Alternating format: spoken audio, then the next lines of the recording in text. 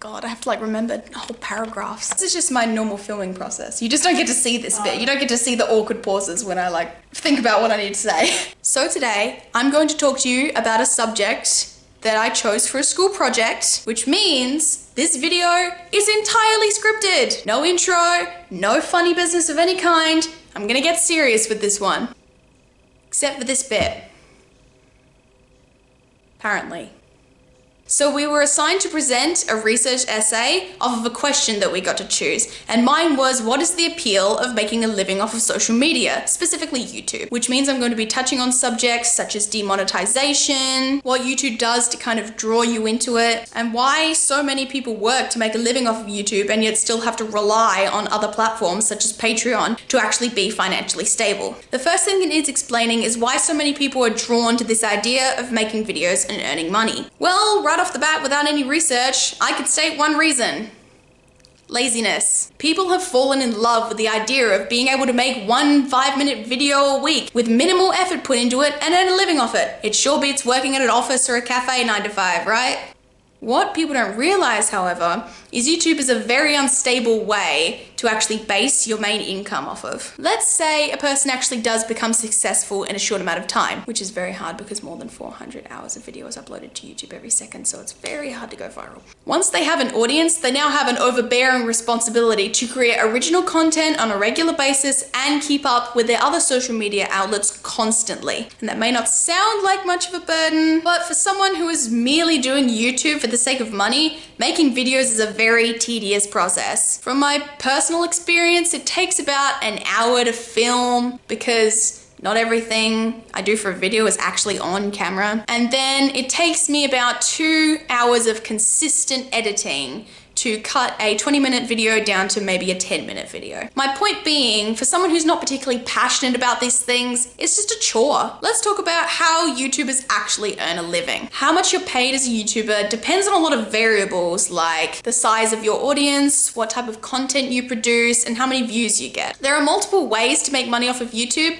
but the main one is Google AdSense, which gives you a certain amount of money for every ad that is played before your video. The more views, the more ads are played, the more money you earn. However, YouTube takes 50% of that revenue, so a 1 million view video might make about $3,000 to $7,000. As well as needing millions of views to actually make a stable living, YouTube accounts need to be monetized to start actually earning money. Monetization is basically the barrier that determines whether your video is suitable to have ads played before it or not. The monetization process is controversial, to say the least. It's determined by an algorithm that is corrupted and is desperately trying to keep up with the hours upon hours of video uploaded every second. As a result of this, a person who uploads a video with the word, excuse my language, shit in it would potentially be deemed not suitable for all audiences and thus be less likely to be monetized. But there's still hours of videos that most people would find even more inappropriate and borderline pornographic on YouTube that still get monetized and earn money because it slips through the cracks.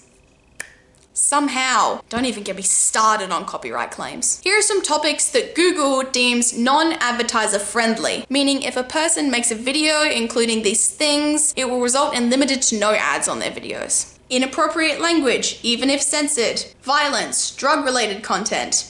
Hateful content, good luck filtering that one out. Firearms related content, so basically the entirety of Jake Paul's channel should probably be demonetized. Controversial issues and sensitive events, including political conflicts. You just can't talk about that apparently. And adult themes in friendly content, which is understandable. These may sound fairly reasonable, but that's before you get into specific. There are guidelines under guidelines and footnotes for everything. As a result of this, YouTubers often have to turn to money donating sites such as Patreon or the join option on YouTube just to make enough to get by. If you can do all of this successfully, congrats! Now you have to do this for the rest of your life. Well, your internet life, that is. That usually ends at around 35, 40.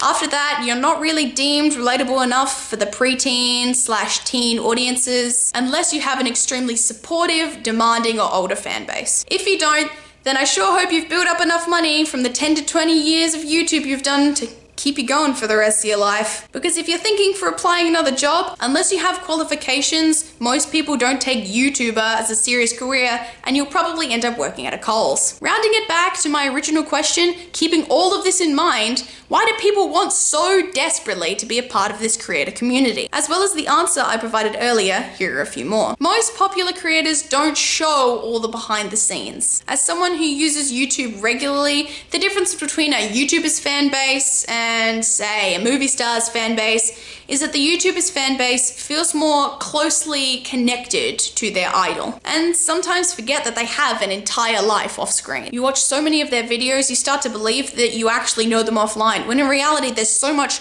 struggle and stress that goes on behind the scenes of YouTube. It's why so many YouTubers need to take month-long breaks to organize their money and their mental health.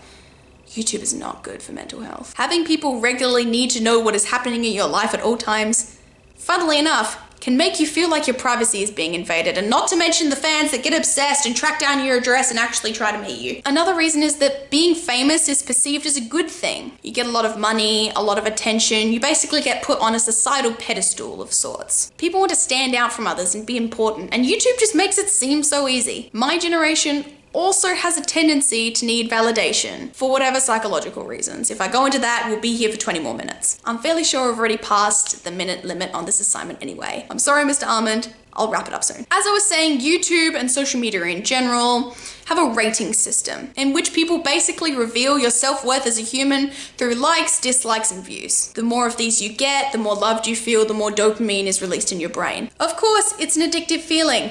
So the idea of being a creator that consistently has people fussing over them sounds very appealing to my generation. In short, being a YouTuber isn't all it's cracked up to be. Personally, I enjoy making videos because I love acting and I love editing, and YouTube combines those two. And with the amount of cussing I usually do, I doubt I'd be eligible for monetization anyways. Thank you so much for watching, and I'll see you next time. Bye!